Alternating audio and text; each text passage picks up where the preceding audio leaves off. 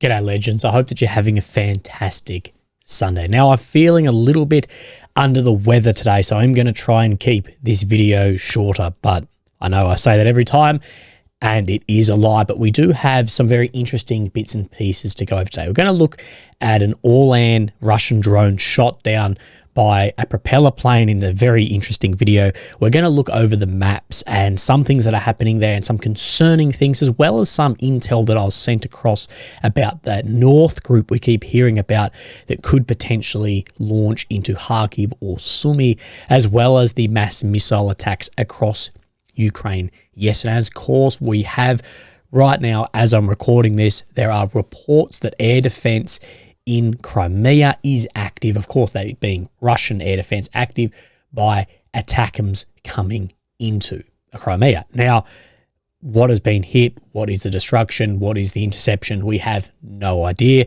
Maybe we'll have a better idea tomorrow, so we'll go over that then, not just the rumors of the speculation of what is happening. But here we have the map. Of course, this is Ukraine. Here is the capital of Kyiv. The red area is occupied since 2022 and the purple since 2014. Now, those North group areas I was talking about, this is Sumy, Kharkiv in Ukraine. Then we have Belgorod and Kursk. What people are saying the risk here is, and obviously that Kyiv believe this to be a risk because they are putting a lot of resources, a lot of men into reinforcing and building defensive works along the northeast here. But they're saying the North group could cross in here, divert troops away. And let's just talk about that straight off the bat before we get into the maps. I sent this from an anonymous bloke, but who has been on this a fair bit.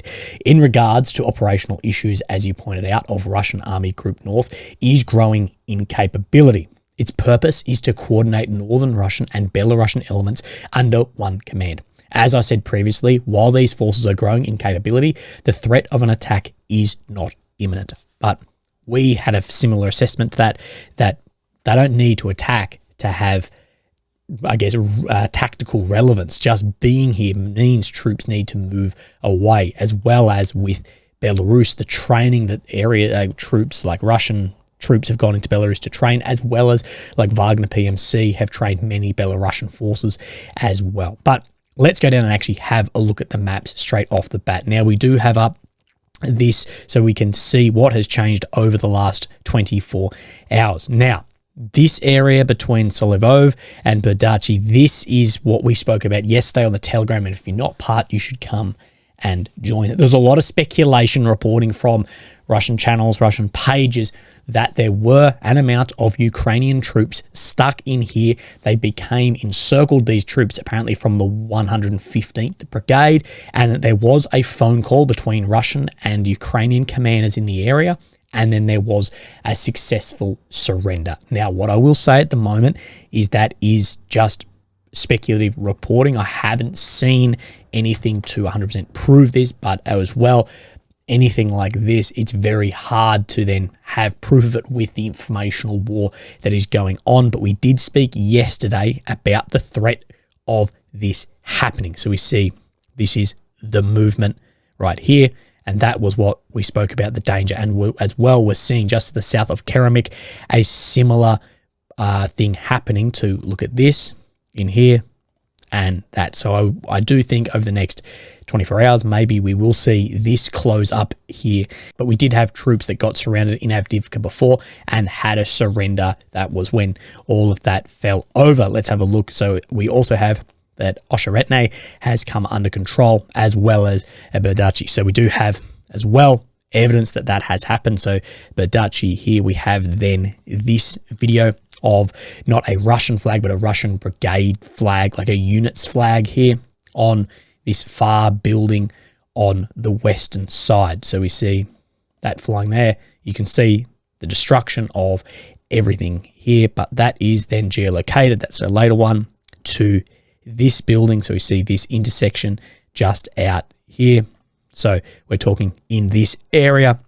And that has been as well confirmed by this deep state map hanging there, rag on it, western outskirts of the village. But the fighting of the west continues. the defence forces are conducting rearguards battles, it is impossible to maintain the line of confrontation in its current form. Therefore, the withdrawal from the northern outskirts of the village is a forced measure. But the most important thing is the preservation of personnel. Now, Ukraine is saying that there are mass Russian casualties in those casualty numbers they give every day. They've bumped that well up over 1,000. Of course, any numbers like that, I often say it's impossible to get that, but as well, there's a lot of doubt in numbers, regardless if it's Russia or Ukraine or a private giving it. I just doubt any figures coming out. But we do know for Ukraine, this was a withdrawal from Avdiivka to this line of defence, and now there will be a further withdrawal back to second and third lines of defence as this area comes under Russian control. Now, this is from Military Summary, so I'm stealing his bit here, but this is showing from October to present day. Now, this, of course, is then Avdiivka down here, and you can see this is a topographical map, so the red areas are then the high ground.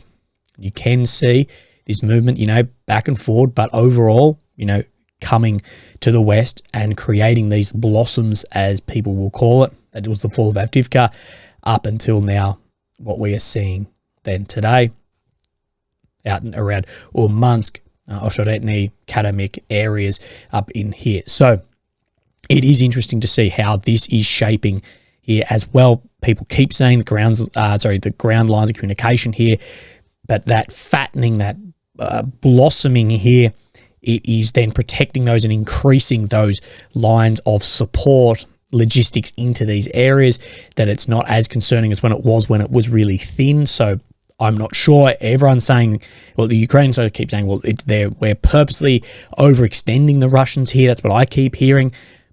I don't know. I doubt that, but I guess we will see. Now, let's have a look then on Surek map updates. We have two here. Now, this is Osheretny, this is then Karamik, and this is showing incredibly similar as well down just to the south. This movement out that we could see over the next little bit from updated onto this map. Russian army made new advances north of Novikanovi and reached the eastern outskirts of Karamik.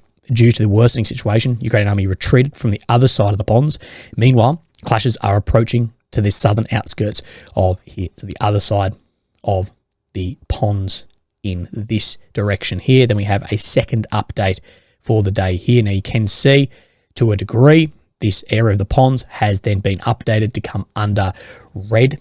So that would be this area in here. But of course, this map will be updated a little bit slower for Russian gains. And we can see the movement down around then Semenivka, Badachi, Olivka areas too. But Russian army took full control over the locality of Badachi as the Ukrainian soldiers retreated westwards. On the other hand, Russian forces took control over new trenches east of Ocheteny and south of Novikanovi. In this locality, Russian troops took control over the central part and forced Ukrainian army to retreat northwards to the trench systems. Also, retreat took place from the center of Karamik. So, massive movements relative around Karamik, as well as to the west of Avdiivka. And this Avdiivka front is shaping up to be what Bakhmut didn't become after that buffer zone wasn't created after the fall, because of course once it fell, then Wagner had their full push onto Moscow and everything went there, and it did spoil what that could have been, I would say, for the Russians. Now, where else do we need to look? Because there are some interesting bits and pieces. Now, no change around Bakhmut, speaking of Bakhmut, but we come up into the north. Now, I've just labeled this in my notes as the Sinkivka front, but this is Kislivka, and this, of course, Kupiansk. Now, this is up in the north, where we speak about that north group in the beginning. We have seen over the past couple of days on this map some changes showing there a Russian advancement here, and we can see more movement only today, and up until today this hasn't been shown over any other maps. Interesting that it's shown on this map and not others, as this map is just completely ignoring what's happening down in Krasnohorivka. But let's have a look here. So same area of movement that we are seeing. Situation on northeastern front. After more than 1 month of positional battles, Russian army restarted the offensive operations in the axis of Kislivka. Following some days of heavy bombardment, Russian troops took over the high area along the railway, which led to the capture of the first houses of the aforementioned locality. Despite some reports about the total capture of Kislivka, Ukrainian army is still in control of the western part of it. So this red dot showing here, still in charge of the western part. Let's have a look on this map. Yeah, maybe on the MOD Ukrainian map out into these areas, I'm guessing. I need to get a better view, but is a movement there. Could potentially see that as Russia is having more advancements up and down than the front lines. Now, where we will move, of course, this is Avdiivka, just give you an idea. And then we have Krasnohorivka here. Now, what we do know is this map is likely incorrect. We had Russian flags flown around about where my cursor is, as well as those vehicles being seen out in these areas as well, dropping off troops.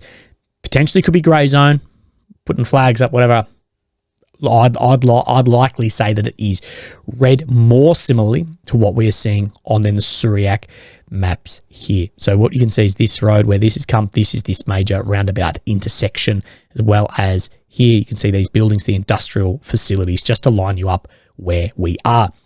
Situation west of Donetsk City, Russian army took control over Grand Alliance gas station and the adjacent buildings at Sovietska Street, thus reaching the micro district east of Krasnohorivka. Now, of course, the break-in here took a long time, many different axes, high losses, but there are, according to Syriac, daily movements through here. Now, Noel reports, I believe he's taking some time off or a holiday, so I hope he enjoys it, but we don't have a map update from him today. But I just want to have a look at something on the maps.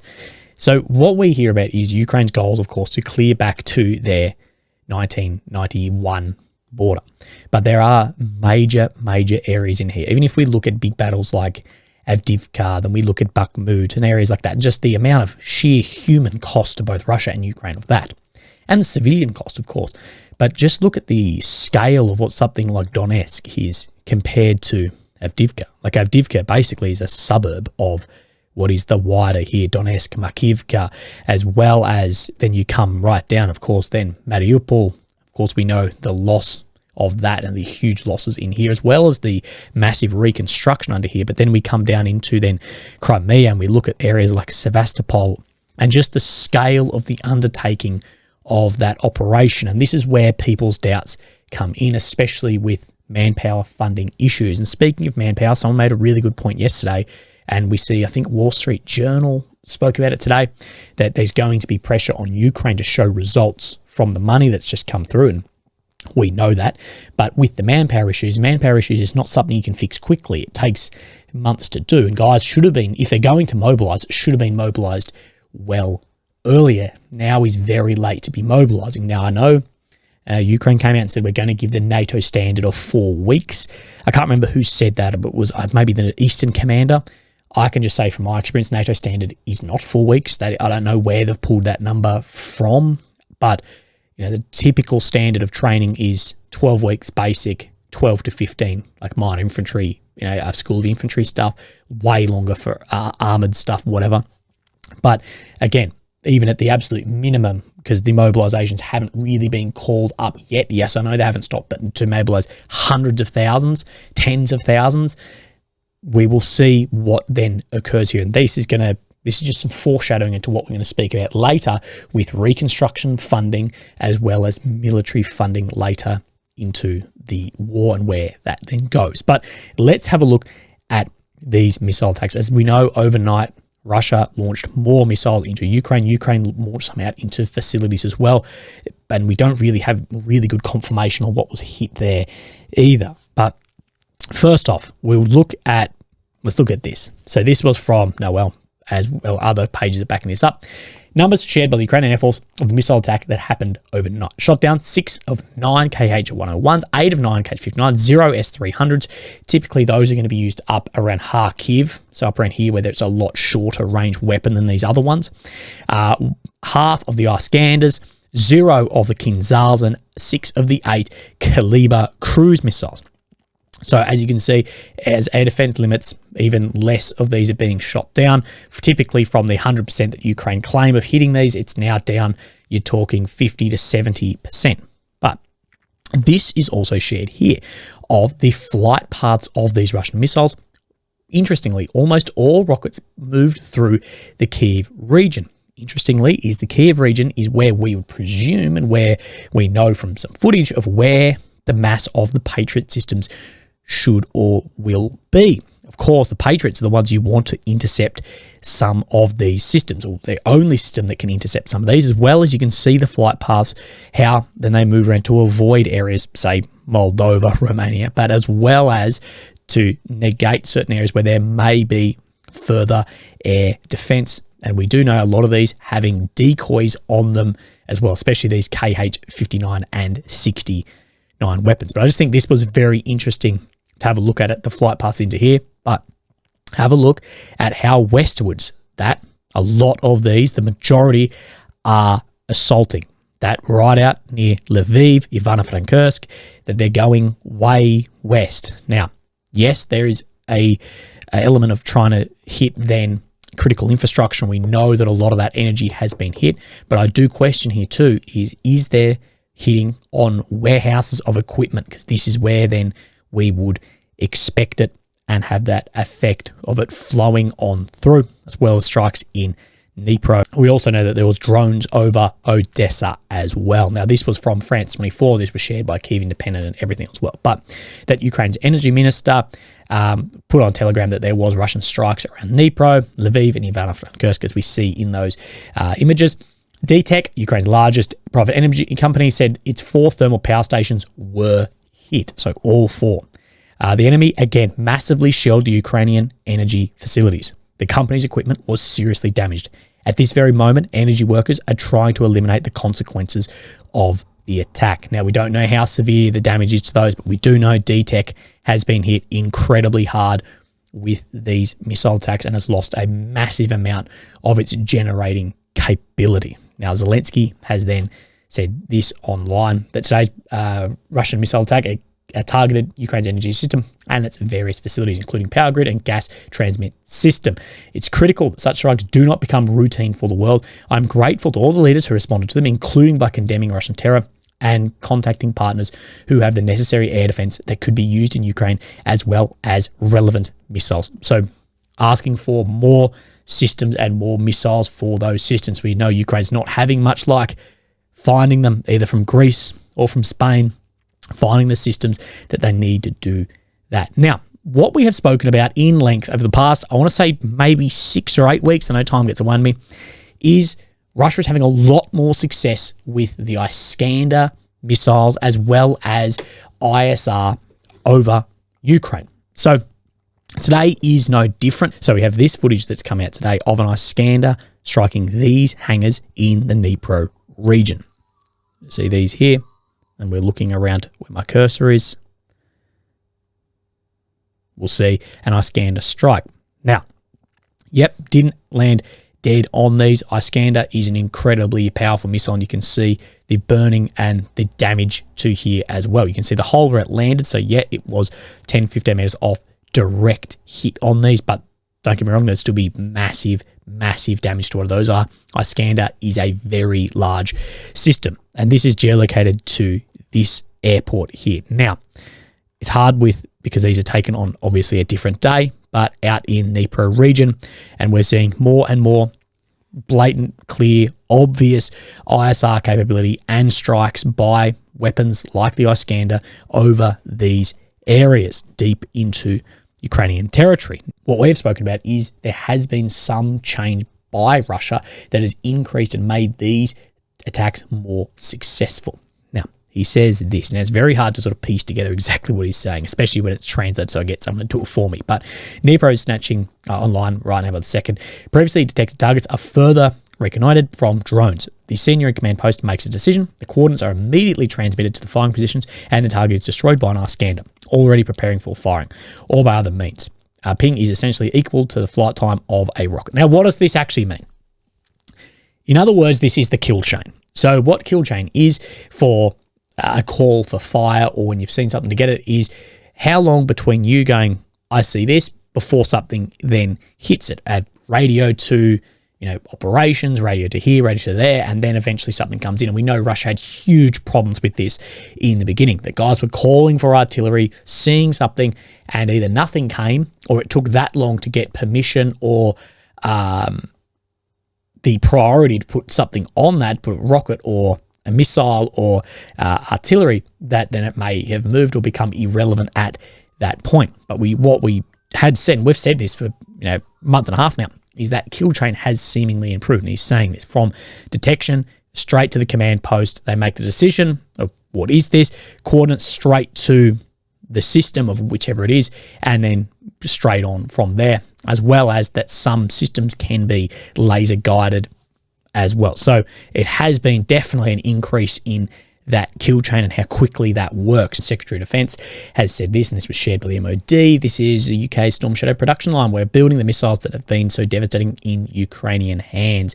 So more factories, more funding to make more of these systems by 2030, that more of these are going to be built. We know the actual amount of these is limited. That's why there's a lot of asking for Taurus, even from the UK and France, trying to push on Germany to have some relief on these. But talking about the 2.5% of GDP spending will go into then defence. So let's then have a look at this. We're speaking about strikes, Russian drones, bit of everything. So down in Odessa, so way down here, we know this is probably the linchpin for so much in this war. The loss or gain of Odessa would be massive in this war. So what we did have is a Yak-52. It's an old Soviet trainer here, typically unarmed, but is said to have taken down an all-antenna Russian drone. Now, these can be made in mass, but we see it coming down here under then its own parachute, and there is some other footage that I couldn't actually get, but you could hear some gunshots being fired, so most likely from someone bloody in this plane hanging out a window shooting at it, other than putting guns on it. But then we have some onboard footage here as well, not of the actual strike here, but you can see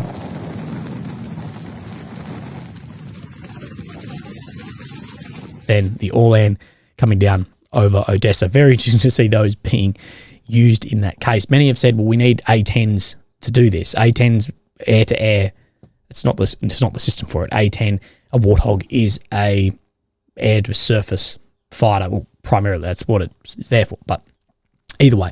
Now, the last thing that I want to speak about is this from the MOD. On 18th of April 24, Media Zone website reported that 116 military personnel were convicted of murder in 2023. This is nearly 900% higher than the previous year. This compares to 13 convictions in 2022 and 11 in 21. New York Times, citing Olga Ramova, head of Russia Behind Bars, found that 15,000 pardoned prisoners had returned to Russia. Russian media outlet Vertska reported that former convicts were prosecuted against 190 criminal cases, including 20 murder and attempted murder cases in 23. On 24th of April 24, it was reported that an ex-Wagner prisoner was sentenced to the Grove court for 22 years for murdering an elderly woman following his discharge. The high numbers of homicides by serving and veteran Russian soldiers are likely part due to enduring war-related chronic poor mental health issues. These include PTSD and battlefield desensitization to violence. Alcoholism and drug use from low morale and boredom are likely contributing factors. Compounding this is the return of general population of ex-convicts with a pre-existing propensity for criminal and extreme violence. But this does touch on something that is going to be a huge problem for both Russia and Ukraine after this war. Mental health issues, PTSD. Now, PTSD is just thrown around as a blanket for all of this. Everything from separation anxiety through to trauma, through to bloody everything. And desensitization, alcohol and drug use. I've seen a hell of a lot of this between my friends, colleagues who have come back from war. And not only that, but come back from something of being part of something greater than themselves. An army. People have this problem leaving many jobs. But this is going to be a huge problem for a generation of Russian soldiers and a generation of Ukrainians, just Ukrainians overall, whether they're in Kiev with bombs coming in frontline areas, and then especially these soldiers. And this will have a lasting effect. And this has huge societal and economic problems well down the line, especially when you've got hundreds of thousands or millions fighting over years and years. And a lot of the scars of previous wars are still being felt decades and decades on. Now, I'm not going to speak about the last bit. I just can't be bothered today. I will do it tomorrow. I'm not feeling very well. But look after yourselves. I'll speak tomorrow. Thanks. Bye-bye.